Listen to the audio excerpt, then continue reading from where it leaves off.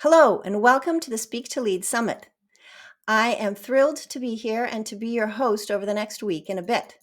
This summit brings together an incredible lineup of speakers, all dedicated to helping you become more confident and effective communicators in English in the multicultural workplace. Whether you're here to enhance your business communication, take the next step in your career, in a different country perhaps, understand cultural nuances, or simply feel more at ease expressing yourself in English, you're in the right place. In my session, I'll be introducing you to the intuitive method of language learning, a powerful and practical approach to mastering English, especially for business professionals. We'll explore how this method focuses on natural language acquisition rather than rigid rules, making learning more engaging and, more importantly, effective. I'll also share my Learn framework, a simple and actionable blueprint that supports this method and can help you apply it to your own English communication journey. So get ready to dive in, take notes, and find inspiration in this approach. I hope my presentation gives you valuable insights and ideas that you can use right away. Thank you for joining us on this exciting journey, and let's get started. So, there are a lot of theories out there about how we learn languages, how children learn, and how adults learn. Many linguists, who are those who study languages, will tell you that grammar and sentence structure are critical. They are important to learn. In fact, it's the way that languages are often taught in schools. You learn the basics, the verb to be, the verb to have, colors, numbers, different verb tenses like the present simple or present continuous. You learn word order, and etc., etc. You learn rules and you memorize vocabulary. But here is the interesting thing. If you ask a native speaker the rules of their language and how they structure their sentences, most will not know. They will have no idea. And in reality, they don't need to. They learn it naturally. They pick it up as they grew up by listening, mimicking, and absorbing. Now, I don't want to bore you with the science and the research and the details or the philosophies about language learning. I will just try and stick to the highlights, the main important points. So, there are these two different approaches, and language professionals divide them by saying that in one, the first model, students learn a language. In the second, linguists say that a student acquires a language. This is true whether it is a first or second language, in fact. But what is the difference? In reality, the two words, acquire and learn, are very similar. In normal everyday English, we call both of them learning. But for specialists in language learning, there is a difference. So just for a moment, let's distinguish between them. Let's look at what the linguists mean by them. So learning a language means learning in the classical sense like you did at school. You learn rules, you learn grammar, you memorize groups of new words. This method is very teacher-centric. So what does that mean, teacher-centric? Well, this means that there are set guidelines, the rules, that a teacher teaches you and that you learn. The teacher says, here are the rules, this is how the language works, and then you practice that over and over again until you learn enough words to make sentences. This method does work well, don't get me wrong, and many people learn languages like this. The only problem we see is that while students are often able to understand the written language, and even when somebody speaks, they are unable to speak themselves, to speak with ease and with confidence. So with this method, we see that students are able to learn a new language, to communicate in a new language by receiving the language, to read and to listen. But producing the language, the writing and the speaking, is not so good. In fact, often it is quite poor. What's more, children and adults are even afraid to produce because they fear people will judge their skills, their competence, and even intelligence by not producing properly. So by not writing or speaking the language correctly. So, with the second model, acquiring a language, on the other hand, is said to be more student-centric, while the first one was more teacher-centric with the rules that you learn as a student. This second one is more student-oriented. Here, the language coach first finds out what the student needs and what they are interested in. The coach finds out from the student what is important and motivating for them, and then the coach exposes them to language about those things, about those subjects. Now, it's not really about the student saying, I like dogs, or I need to speak about global economic trends. And then the coach or teacher gives them a difficult video about canine behavior from the National Geographic, for example, or an article from The Economist or the New York Times, and then discusses the subject with them. Certainly, that level of fluency is the goal, but the coach's role is to present the authentic material that is appropriate to the student's language level, or actually that is just above their language level. We say the language level plus one. In fact, we know that it is important for the adult learner to understand about 70% of what they read or hear. This means they can understand most of it. They can understand the meaning of the material, but not every single word. It is important to push the student just beyond, to allow them to grow naturally, to absorb the language and improve intuitively. The coach's goal is then to create that environment where the student feels comfortable, but not too comfortable. Think of it like a child learning to ride a bike, and the parent teaching their child how to ride that bike. A parent doesn't start the process by sitting the child down and explaining how a bike works, how it is made, the different parts, and how the parts work together. The child really doesn't need the theory, nor is the child really interested in the theory. Instead, a parent will typically first sit the child on what's called a push bike.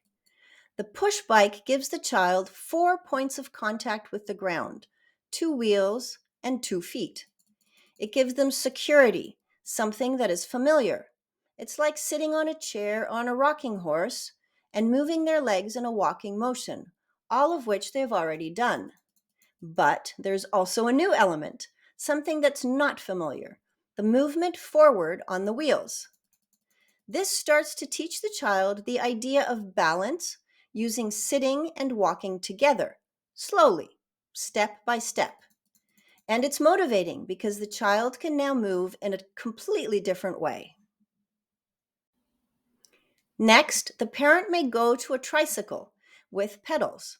Again, there are 3 solid points of contact, so there is a sense of familiarity, stability, and so also safety.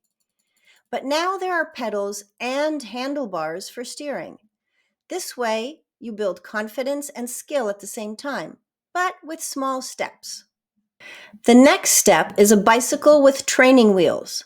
Again, a little less stable, but still 3 to 4 points of contact, so the child is again pushed to learn just a little bit more, just a little beyond their comfort zone. Then the parent takes off the training wheels. They may help by holding the back of the bike for a little while, just to provide security while building the skills of balance, hand-eye coordination between the hands and the steering of the bike in the direction you want to go. In this way, step by step, with maintaining safety and self-reliance, pretty soon the child acquires the new skill of riding a bike, confidently and effectively.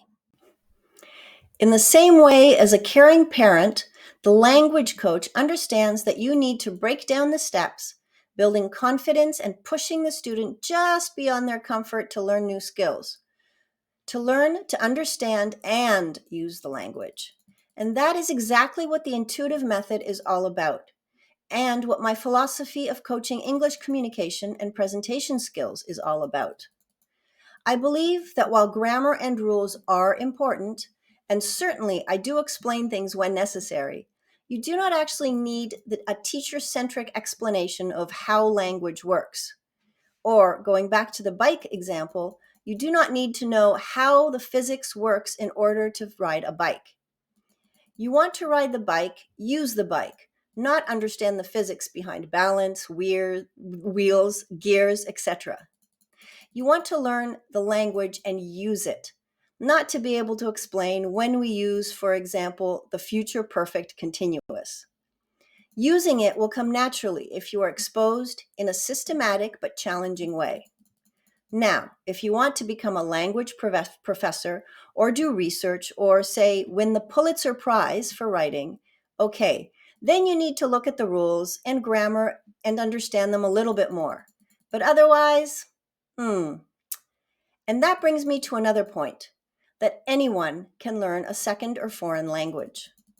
Anyone can learn to ride a bike, even a handicapped person. The bike just has to be adjusted to their ability. I firmly believe this. You learned your first language, right? So why not another one? Take the bike, for example.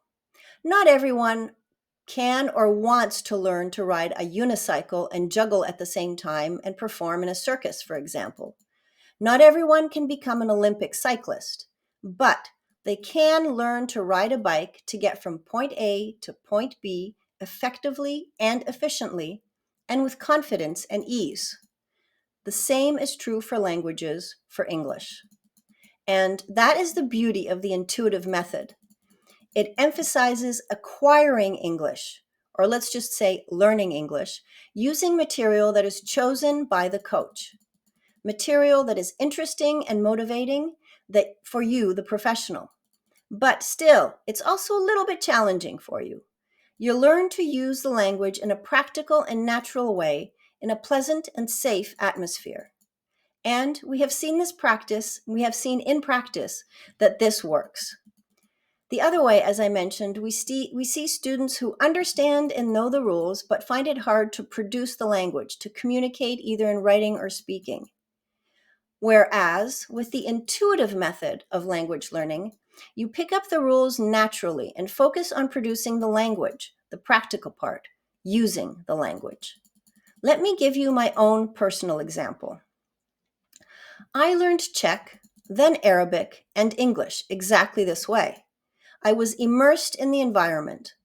My parents spoke Czech at home, and I had to read and watch things in Czech. Arabic, unfortunately all of which I have forgotten, I understood and spoke as a small child because the first 3.5 years I lived in North Africa. Then we came to Canada, and again, at nursery school, I learned by interacting with children and teachers. No one sat me down to learn grammar and memorize words. But hold on, you say. You were in the environment, you might say. Okay, so let's look at a different example. Let's look at French. I learned French in the classical way, in school. French was a required second language in Canada. I learned grammar, rules, vocabulary. By the time I was 10 or 12, I was able to read simple books, and I knew, in theory, how to ask for directions, talk to people about general things. But when we went to France, and my father was doing some research there, I could not produce or speak a single sentence. I would not. I was too scared. I was terrified, in fact. I just refused. I did not have the confidence. I didn't have the practice. I knew the rules. I knew how to form sentences, and I understood, but I could not communicate. I remember my father being very frustrated and even angry because he did not speak one word of French, and here was his daughter, me, who read and was an A student in French, and she would not say one single word to help him. This continued for the next 10 years. I was getting top marks in school, but to communicate? Nope. I was reading books, but not speaking. It wasn't until I was in my 20s that I had a breakthrough. I started going out with a guy from Quebec. So, motivated, I started watching short TV series, first for children. Then I moved on to shows for teenagers, and then adults. At the same time, I read more difficult books, and I also forced myself to speak to my boyfriend in French, although he was fluent in English. First, we spoke in private, then when we were alone. And then I started speaking to him outside of the home. Then I started speaking to his family. Each time I had security, a safe and supportive environment, but I pushed myself just a little bit outside of my comfort zone. And today, well, I have absolutely no problem speaking to anyone about anything in French. Do I sometimes not understand a word or struggle to say something? Of course I do. But today I have the confidence and practice to find another way of saying something when I don't know the exact word. So it's this journey and some research into language learning that led me to formulate what is required to learn a language. And I decided to use the word learn as a framework, Learn. Let's take a look at this. Learn includes all of the elements of learning a language: reading, speaking, listening, and writing in a safe environment. Let's take a look. So L means listen actively and passively. Look for podcasts, music, videos, movies that really interest you so that you are motivated to listen to them. A little every day is all it takes. E is for engaging regularly. That means looking for conversations, language exchanges, or even lessons. A is for applying yourself, using new vocabulary that you come across in speaking, in writing practice, in describing things, for example, even in your own head to yourself as you go through the day. R is for reading authentic texts, reading articles, blogs, and books. And lastly, N is about nurturing your environment. That's about creating that safe space. Whether it's using language apps or gaming or AI even to learn a little bit of English every single day, or finding English communities where you can speak with other non-native speakers, or even creating a learning space in your own home that is comfortable and good for learning, where you're relaxed and you're not stressed out. I use this method, the Learn framework, with professionals I coach every single day. And I use it on myself too, with French, with German, and more recently, within the last 2 years, with Italian. Will I become a German or Italian poet or a professor, or even in French or Czech? No, I'm not that good, but I don't need to be. I'm not a linguist. My background and experience are in business. I need to use the languages. And today I'm able to happily and confidently communicate in these languages, stress-free. Let me share one more thought about the most recent language I've learned, Italian. When I first started, to be honest, I felt overwhelmed. Even knowing the principles of language learning, starting a new language as an adult felt really daunting. Instead of diving into grammar books, I followed the same intuitive approach I teach with my clients. I watched short videos, I listened to Italian podcasts, and I practiced speaking with friends, even when I made mistakes. I did so regularly, and I also did regular exercises as well, practicing reading and writing. So I was integrating all the aspects of language learning, reading, writing, listening, and speaking, a little bit every single day. Step by step, day by day, I built my confidence, just like learning to ride a bike.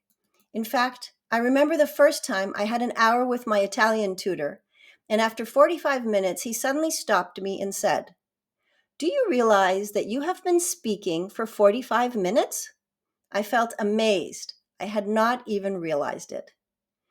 Today, I am far, far, far from perfect, but I can confidently navigate small conversations, ask questions, and even joke with locals when I visit Italy.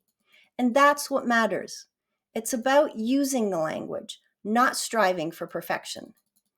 For those of you who would like to improve your English communication skills and abilities as well, I will include my Learn framework, or the blueprint, with my closing remarks in the summit on the very last day. It will give you a little exercise to help you think about how you can practically apply Learn and include it in your English communications journey. Thank you for listening. I hope you found this introduction both interesting and useful, and that you gain as much, if not more, value from the incredible lineup of speakers that we've brought together for this summit. Each of them has unique expertise and insights to share that can help you become a more confident, effective English communicator. Whether you're looking to refine your skills for the workplace, step into a leadership role, or open doors in your career, there's something here for everybody. So take notes, stay engaged, and most importantly, think about how you can implement what you learn into your daily life. Remember, small, consistent efforts can lead to big transformations. Thank you all for joining us on this journey, and I hope you enjoy the summit as much as we've enjoyed putting it together for you.